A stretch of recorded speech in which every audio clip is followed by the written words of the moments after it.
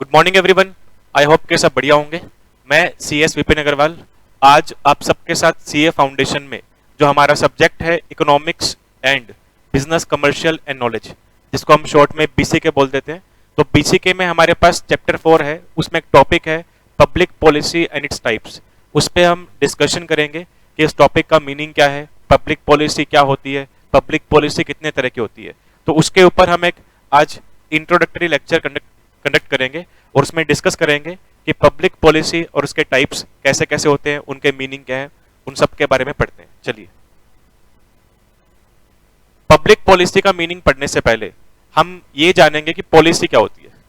Public policy दूर की बात है, उसका मतलब बाद में समझेंगे, पर पहले हम ये जानते हैं पॉलिसी क्या होती है। देखो, पॉलिसी का मतलब होता है ऐसी जनरल रिटन स्टेटमेंट्स जिसके स्कोप के अंदर हमें काम करना होता है। जैसे बिजनेस के अंदर पॉलिसी बनती है, तो पॉलिसी का मतलब ऐसी गाइडलाइंस जो एम्प्लॉइज को बिजनेस के अंदर फॉलो करनी पड़ती है और उन एम्प्लॉइज को उस गाइडलाइन के उस दायरे के अंदर रह के काम करना होता है। अगर एम्प्लॉइज उस स्कोप से या अपनी अथॉरिटी से या पॉलिसी से बाहर जाके काम करते हैं, फिर एम्प्लॉयर उन्हें पनिश कर सकता है। जैसे मान लो हम एग्जांपल लेते हैं कि बिजनेस के अंदर पॉलिसी का मतलब क्या होता है। एक ए नाम का पर्सन है, वो एक कंपनी के अंदर सेल्स मैनेजर है और ए को जो कंपनी के टॉप लेवल है उन्होंने परमिशन दी हुई है कि आप जब भी क्रेडिट में गुड्स सेल करोगे तो एक महीने के अंदर, एक महीने में आप 1 लाख रुपए के गुड्स क्रेडिट में सेल कर सकते हो। ऐसी पावर हमने सेल्स मैनेजर को दे रखी है और ये पावर दी है BOD ने। तो ये सेल्स मैनेजर की पॉलिसी बन गई है, ये सेल करने की पॉलिसी बन गई है कि जो कंपनी है वो एक महीने में उधार में 1 लाख तक के गुड्स सेल कर सकती है। तो यहाँ पे जो मिस्टर ए है, जो सेल्स मैनेजर है, उसको अपने स्कोप के अंदर रह के उधार में गुड्स सेल करने हैं। ठीक है, तो ये तो बेसिकली पॉलिसी का मीनिंग हुआ जो हम बिजनेस के अंदर कैरी करते हैं। पर हमारा जो टॉपिक है उसमें हम बात करेंगे पब्लिक पॉलिसी की। पब्लिक पॉलिसी ऐसी पॉलिसी होती है जो पब्लिक के वेलफेयर के लिए बनती है और इन पॉलिसीज को बनाएगा कौन? गवर्नमेंट बनाएगी। तो गवर्नमेंट बनाती है पब्लिक पॉलिसी, पब्लिक के वेलफेयर के लिए, पब्लिक के बेनिफिट के लिए। और पब्लिक पॉलिसी हमेशा बनती है किसी प्रॉब्लम को सॉल्व करने के लिए। मतलब हमारी कंट्री में, हमारी कंट्री की पब्लिक किसी प्रॉब्लम को फेस कर रहे होंगे, ठीक है, उस प्रॉब्लम को करने के लिए गवर्नमेंट पब्लिक पॉलिसी बनाती है। जैसे ट्रैफिक के रूल्स हो गए, हेलमेट पहनना है जब भी आप 2 व्हीलर मतलब चला रहे हो, ठीक है। उसके अलावा जो भी और ट्रैफिक के रूल्स है, लाइसेंस आपके पास होना चाहिए। तो ये सब भी पब्लिक पॉलिसी का पार्ट है ताकि लोग रूल्स ब्रेक ना करें। तो पब्लिक पॉलिसी बनती है रूल्स को फॉलो करने के लिए, ठीक है, या फिर किसी प्रॉब्लम को सॉल्व करने के लिए। अब प्रॉब्लम को सॉल्व करने के लिए पब्लिक पॉलिसी कैसे बन सकती है? जैसे मान लो बैकवर्ड एरियाज है, बैकवर्ड एरियाज को डेवलप करने के लिए गवर्नमेंट ने बैकवर्ड एरिया में कुछ बेनिफिट्स डिक्लेयर कर दिए, टैक्स बेनिफिट डिक्लेयर कर दिए, सब्सिडीज डिक्लेयर कर दी। मतलब गवर्नमेंट ये बोल रही है पब्लिक को कि अगर आप उन बैकवर्ड एरिया में जाके बिजनेस करते हो तो आपको हम टैक्स बेनिफिट देंगे, आपको हम सब्सिडी में बेनिफिट देंगे, आपको हम इलेक्ट्रिसिटी बिल के अंदर बेनिफिट देंगे। तो वो पॉलिसी बन गई है किसी एक एरिया को डेवलप करने के लिए, ठीक है। तो वहां पे बैकवर्ड एरिया को डेवलप करना, ये समस्या हमारे सामने है, उस समस्या को सॉल्व करने के लिए पब्लिक पॉलिसी बना दी गई है। तो पब्लिक पॉलिसी का मीनिंग बनता है ऐसी पॉलिसीज जिन्हें गवर्नमेंट फ्रेम करती है।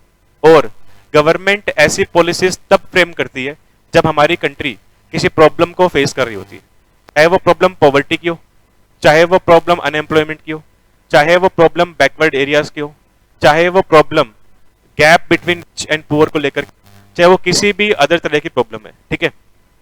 और एक बात और, जो गवर्नमेंट पब्लिक पॉलिसी बनाती है वो या तो सभी के ऊपर अप्लाई होती है या फिर गवर्नमेंट चाहे तो किसी स्पेशल क्लास, मान लो सिर्फ वुमेन्स के लिए पॉलिसी बनाती है तो वो पॉलिसी सिर्फ वुमेन्स के ऊपर अप्लाई होंगी। या हमारी कंट्री में जो ओल्ड एज के लोग हैं उनके लिए कोई पॉलिसी बना दी तो वो उनके ऊपर अप्लाई होगी। तो डिपेंड करता है कि गवर्नमेंट ने जो पॉलिसी बनाई है वो किन के लिए बनाई है। अगर सभी लोगों के लिए बनाई है, जितने भी लोग, जितनी भी पॉपुलेशन इंडिया में है, सबके लिए बनी है तो सबको फॉलो करना है। अगर किसी एक क्लास के लिए बनी है तो उन्हीं क्लास के पर्संस को पॉलिसी फॉलो करनी है, ठीक। तो ये हमारा बेसिक मीनिंग था पब्लिक पॉलिसी को लेकर के। अब हम कंटेंट पढ़ते हैं कि क्या लिखा हुआ है। Policies are well thought of government decisions as a result various social and economic activities which the government undertakes in pursuance of clearly defined goals and objective। ये कह रहे पॉलिसीज का मतलब क्या हुआ? ऐसे गवर्नमेंट के डिसीजन जिनको सोच विचार करके बनाया गया है, और ऐसे डिसीजन लेने के लिए, ऐसी पॉलिसीज बनाने के लिए गवर्नमेंट ने पहले से क्या डिसाइड किया हुआ है, अपना कोई गोल डिसाइड किया हुआ है, अपना ऑब्जेक्टिव डिसाइड किया हुआ है।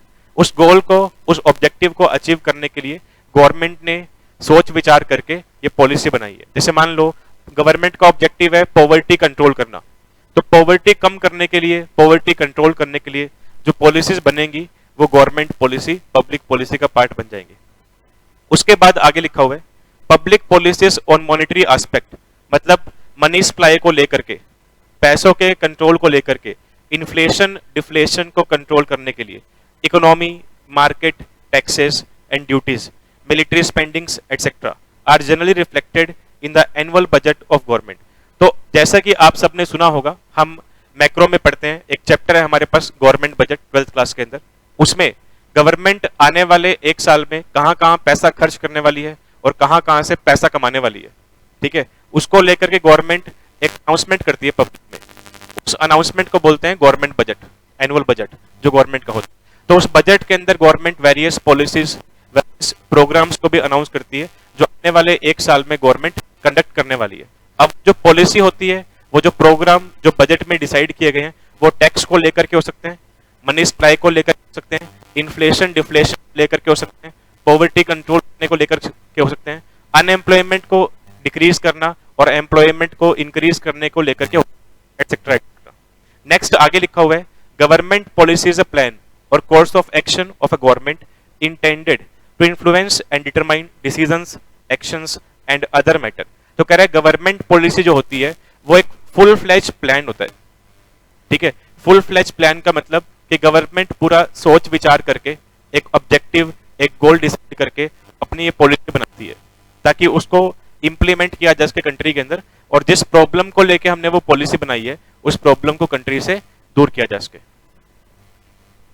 नेक्स्ट टॉपिक हमारे पास है टाइप्स ऑफ पब्लिक पॉलिसी, कि पब्लिक पॉलिसी कितने तरह की होती है। तो हमको यहाँ पे 4 तरह की पब्लिक पॉलिसी पढ़नी है। First one is protective policies, second one is restrictive policies, third one regulatory policies and last is facilitative और डेवलपमेंटल पॉलिसीज। तो इनका मीनिंग क्या होता है वो समझते हैं और देखते हैं कि इन पॉलिसीज को कैसे कैसे बनाया जाता है, उनसे मैटर करके बनाया जाता है। सबसे पहले हम बात कर रहे हैं प्रोटेक्टिव पॉलिसीज। प्रोटेक्ट करना मतलब सेव करना, बचाना। प्रोटेक्टिव पॉलिसीज ऐसी पॉलिसीज हैं जिससे हम कुछ सेव करना चाहते हैं, कुछ बचाना चाहते हैं। जैसे कि हमारी government import substitution. Import substitution का मतलब क्या होता है पहले वो समझ लो। कोई भी चीज फॉरेन से इंपोर्ट करने के बजाय उसी का अल्टरनेट इंडिया में ढूंढना, ठीक है। हमारी गवर्नमेंट ऐसा बोलती है कि हमें इंपोर्ट करने के बजाय उसका अल्टरनेट हमारी कंट्री के अंदर ही फाइंड करना चाहिए या उसको मैन्युफैक्चर करना चाहिए ताकि हमारी कंट्री से फॉरेन करेंसी बाहर ना जाए, ठीक है। इंपोर्ट सब्स्टिट्यूशन का मतलब यही बनता है कि हम कोई भी चीज बाहर से परचेज करने के बजाय उसका रिप्लेसमेंट कहां फाइंड करें, इंडिया में फाइंड करें। और इसके पीछे, ऐसा करने के पीछे पर्पस क्या है, ताकि फॉरेन करेंसी हमारी कंट्री से बाहर ना जाए। जितनी ज्यादा फॉरेन करेंसी हमारे पास बढ़ेगी, रिजर्व बढ़ेगा, हमारी जीडीपी बढ़ती है। तो हमारी गवर्नमेंट चाहती है कि फॉरेन करेंसी जो इंडिया में आई हुई है वो बाहर ना जाए, उसे हम हमारी कंट्री के अंदर ही मेंटेन रखें ताकि हमारी कंट्री की जीडीपी बढ़े कम होने के बजाय, ठीक है। तो उसके लिए इंपोर्ट सब्स्टिट्यूशन करते हैं हम। तो इंपोर्ट सब्स्टिट्यूशन की जो पॉलिसी है उसे हम प्रोटेक्टिव पॉलिसी बोलते हैं। या जैसे मान लो हमारी गवर्नमेंट ने फॉरेनर्स को इंडिया में बिजनेस करने से मना कर दिया, एग्जांपल, ठीक है। हमारी गवर्नमेंट फॉरेनर्स को बोल रही है कि आप इंडिया में बिजनेस नहीं करोगे। अब इसको भी हम प्रोटेक्टिव पॉलिसी मान सकते हैं। प्रोटेक्टिव पॉलिसी कैसे मानेंगे? अगर फॉरेन के लोग इंडिया में बिजनेस करने के लिए आएंगे तो जो हमारी डोमेस्टिक कंपनीज है उनका कंपटीशन बढ़ेगा। किनसे बढ़ेगा? फॉरेन कंपनीज से बढ़ेगा। डोमेस्टिक गुड्स का कंपटीशन बढ़ेगा, किनसे बढ़ेगा? फॉरेन गुड्स से बढ़ेगा। तो फॉरेन गुड्स से कंपटीशन कम करने के लिए, रोकने के लिए हमारी गवर्नमेंट ने एफडीआई को बैन कर दिया कि फॉरेन डायरेक्ट इन्वेस्टमेंट इंडिया में नहीं आएगी, या उसे कम कर दिया, उसकी लिमिट कम कर दी। तो उसे बोलते हैं प्रोटेक्टिव पॉलिसी। प्रोटेक्टिव पॉलिसी एक ऐसी पॉलिसी जिससे गवर्नमेंट कुछ सेव करना चाहती है, कुछ प्रोटेक्ट करना चाहती है, ठीक है। अब इसका मीनिंग पढ़ते हैं। These policies aim to provide protection to the business so that these may sustain themselves and grow. तो कह रहे हैं कि प्रोटेक्टिव पॉलिसी ऐसी पॉलिसी है जिससे हम इंडियन बिजनेसेस को सेव करना चाहते हैं, प्रोटेक्ट करना चाहते हैं, ताकि इंडियन बिजनेसेस आराम से इजी वे में डेवलप हो सके, ग्रो कर सके। For example, economic policies during mid 50s to 80s, mid 50s to 80s का मतलब 1950 से लेकर के 1980s तक की बात हो रही है, या 1955 से लेकर के 1985 के अराउंड तक की बात हो रही है। Restricted the entry of multinational corporations in India so that the Indian firms grew in a protective manner. अब मल्टीनेशनल कॉर्पोरेशन का मतलब क्या होता है? इसे हम शॉर्ट में बोलते हैं एमएनसी, एमएनसी बोलते हैं। तो एमएनसी का मतलब ऐसी कंपनीज जिनका हेडक्वार्टर या हेड ऑफिस किसी और कंट्री में है और उसके various branches different different countries के अंदर है। तो यहाँ पे बोल रहे हैं 1955 से लेकर के 1985 के अराउंड हमारी गवर्नमेंट ने फॉरेनर्स को, एमएनसीज को इंडिया में बिजनेस करने से रोका था। और ऐसा क्यों किया था? ताकि Indian business, Indian companies, Indian goods की डिमांड मार्केट में बढ़े और हमारे कंट्री के जो इंडस्ट्रीज हैं, कंपनीज हैं, उनकी ग्रोथ हो। ठीक है, चलिए उसके बाद second one, that is restrictive policies. Restrictive policy, these policies put a curb on business growth lest, lest का मतलब रिस्क को कम करना। It should become detrimental to the interest of consumers and public at large. Restrictive, restrictive policy एक ऐसी policy है जो हम बनाते हैं कि पब्लिक को या कंज्यूमर्स को नुकसान ना हो। तो पब्लिक को और कंज्यूमर को नुकसान से बचाने के लिए रिस्ट्रिक्टिव पॉलिसी बनती है। जैसे ही रिस्ट्रिक्टिव पॉलिसी बनाई जाती है तो रिस्ट्रिक्टिव पॉलिसी के अंदर जिन जिन एक्टिविटीज को करने से रोका गया है वो सारी एक्टिविटीज आपको परफॉर्म नहीं करनी। उन एक्टिविटीज को परफॉर्म करने से आपका तो फायदा होगा, पर पब्लिक एट लार्ज का क्या होने वाला है? नुकसान होने वाला है। जैसे मान लो कोई पर्सन है, वो मैन्युफैक्चरर है, वो गुड्स मैन्युफैक्चर करता है, ठीक है, और गुड्स मैन्युफैक्चर करने के बाद उसकी वो एडवर्टीजमेंट करता है और एडवर्टीजमेंट के अंदर वो अच्छी अच्छी बातें बताता है कि मेरे गुड्स में ये क्वालिटी है, मेरे गुड्स में ये खास बात है, मेरे गुड्स का प्राइस ऐसा है, ठीक है, क्वांटिटी ज्यादा है, मेरे गुड्स का जो ग्रेड है वो ऐसा है। और जबकि एक्चुअल में ऐसा कुछ भी नहीं है। मतलब यहाँ पे एक पर्सन क्या कर रहा है? अपने कस्टमर इंक्रीज करने के लिए, अपनी सेल इंक्रीज करने के लिए पब्लिक से झूठ बोल रहा है। तो ऐसी एडवर्टीजमेंट को हम बोलते हैं मिसलीडिंग एडवर्टीजमेंट। मिसलीड करना, पब्लिक को गुमराह करना, धोखा देना। तो ऐसी एडवर्टीजमेंट्स आप नहीं कर सकते, इसको बोलते हैं रिस्ट्रिक्टिव पॉलिसी। क्योंकि ऐसा करने से उस मैन्युफैक्चरर को तो फायदा होगा झूठ बोलने से, पर पब्लिक एट लार्ज जो आप पे विश्वास करके आपके गुड्स बाय कर रही है, उनको गुड्स को यूज करने से क्या होगा? नुकसान होगा। इसलिए तो रिस्ट्रिक्टिव पॉलिसीज का मतलब ऐसी पॉलिसीज जो बनाई जाती हैं पब्लिक एट लार्ज को सेव करने के लिए। एग्जाम्पल दिया हुआ है मोनोपोली। आप सब जानते ही हैं मोनोपोली, मोनोपोली मार्केट क्या होती है? मोनोपोली का मतलब जहां पे सेलर एक होता है और बायर बहुत सारे होते हैं, ठीक है। मोनो का मतलब सिंगल, पोली का मतलब सेलर। तो एक ऐसी मार्केट जहां पे बेचने वाला एक है और खरीदने वाले बहुत सारे हैं, उसे हम बोलते हैं मोनोपोली मार्केट। तो मोनोपोली मार्केट में बेसिकली जो सेलर होता है वो अपनी मनमानी करता है। मनमानी क्यों करता है? कि उसको पता है कि जिस गुड्स में या जिस काम में मैं इन्वॉल्व हूं वैसा काम करने वाला मेरे आसपास एरिया में कोई है ही नहीं दूसरा बंदा। तो वो जैसा मन करेगा वैसा काम करेगा, जैसा उसका मन करेगा वैसा वो प्राइस चार्ज करेगा, ठीक है, जैसा उसका मन करेगा उस हिसाब से वो क्वांटिटी सेल करेगा। तो मोनोपोली मार्केट में देखा जाए तो ज्यादा बेनिफिट सेलर को होता है।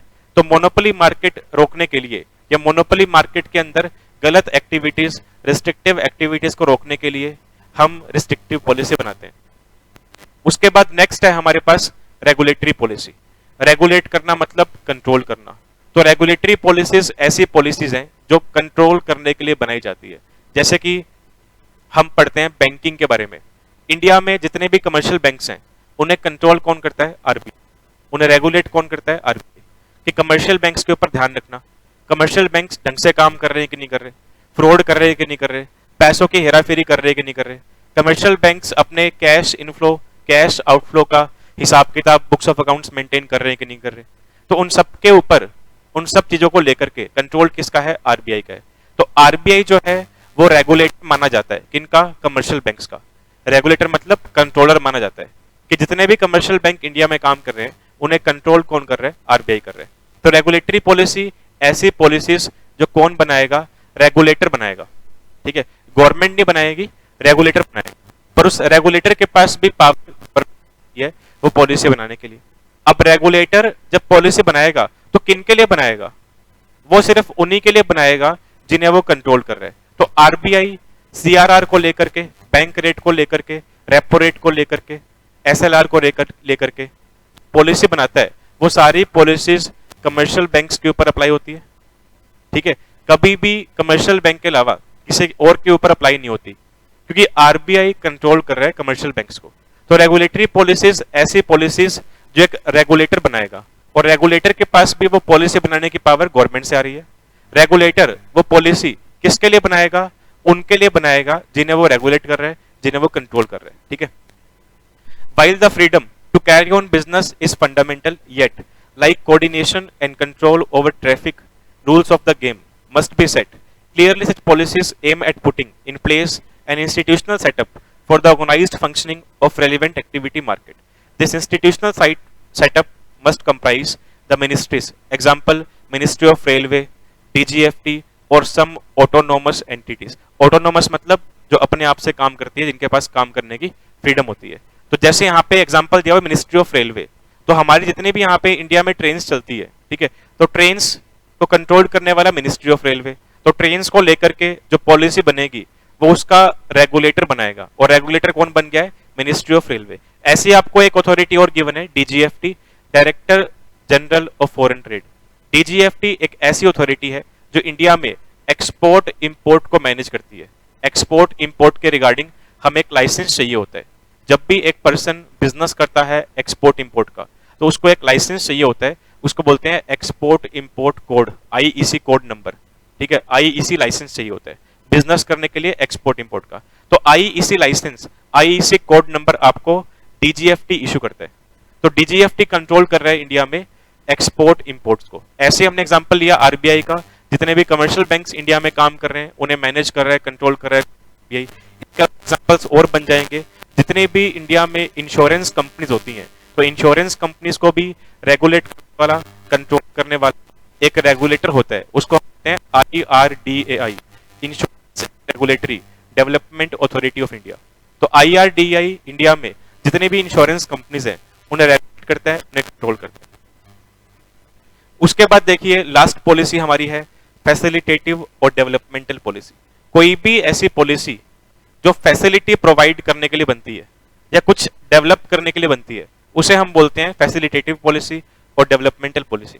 जैसा कि अभी हमने जब टॉपिक स्टार्ट किया था तो डिस्कस किया था कि इंडिया में जो बैकवर्ड एरियाज है वहां पे लोग काम करने में इंटरेस्टेड नहीं होते, क्योंकि बैकवर्ड एरियाज के अंदर क्या होता है, वहां पे इंफ्रा का रहता है, इलेक्ट्रिसिटी रहेगा आपको, रोड ट्रांसपोर्ट इशू रहेगा आपको, नेटवर्क कम्युनिकेशन का इशू रहेगा आपको, बैंकिंग का इशू रहेगा आपको। तो ज्यादातर करते हैं डेवलप्ड एरियाज होते हैं, सिटी के अंदर अपना बिजनेस स्टार्ट करना चाहते हैं, क्योंकि सिटीज के अंदर आपको प्रॉपर इंफ्रा मिल जाता है। ठीक है, और आपको इंफ्रा नहीं मिलेगा के अंदर, विलेजेस के अंदर आपको इंफ्रा नहीं मिलेगा। ठीक है, तो विलेजेस को और बैकवर्ड एरिया को डेवलप करने के लिए कोई पॉलिसी बन रही है, उसको हम बोलते हैं डेवलपमेंटल पॉलिसी। या किसी स्पेशल बिजनेस को कोई फैसिलिटी देने के लिए पॉलिसी बनती है, उसे बोलते हैं फैसिलिटेट डेवलपमेंटल पॉलिसी। अब जैसे मान लो गवर्नमेंट फार्मर्स के लिए कोई लोन नई स्कीम लेकर के आई है, जिसमें गवर्नमेंट ये बोल रही है कि हम फार्मर को लेस इंटरेस्ट रेट पे लोन देंगे, बिना सिक्योरिटी के लोन देंगे, ठीक है, पर कम अमाउंट का लोन देंगे। तो ऐसा करने से गवर्नमेंट क्या चाहती है, वो फार्मर जो पैसे की वजह से फार्मिंग नहीं कर पा रहे, तो वो लोग अपनी फार्मिंग स्टार्ट करें गवर्नमेंट से लोन लेकर के, उसे हम बोलते हैं फैसिलिटेटिव पॉलिसी। तो फैसिलिटेटिव पॉलिसी या डेवलपमेंटल पॉलिसी का मीनिंग क्या है वो देखिए। Facilitative policy, developmental policies are the one which facilitate an activity. तो किसी भी एक्टिविटी की सुविधा देने के लिए जो पॉलिसी बनती है उसे हम फैसिलिटेटिव और डेवलपमेंटल पॉलिसी बोलते हैं। The conductive policies towards the development of MSME, micro small and medium enterprises are an example of facilitating policy. तो micro small and medium enterprise ऐसे बिजनेस जो इंडिया में स्मॉल स्केल पे काम करते हैं, ठीक है, छोटे स्केल पे जहां पे आप इन्वेस्टमेंट करके बिजनेस स्टार्ट करते हो, उनके बेनिफिट के लिए कोई पॉलिसी गवर्नमेंट बनाती है, उसे हम बोल देंगे फैसिलिटेटिव पॉलिसी। ठीक है, तो आई होप कि आपको छोटा सा टॉपिक समझ आया होगा। ठीक है, तो ये हमारा छोटा सा टॉपिक था पॉलिसीज को लेकर के और टाइप्स ऑफ पॉलिसीज को लेकर के। चलिए, थैंक यू वेरी मच, मिलते हैं नेक्स्ट क्लास में।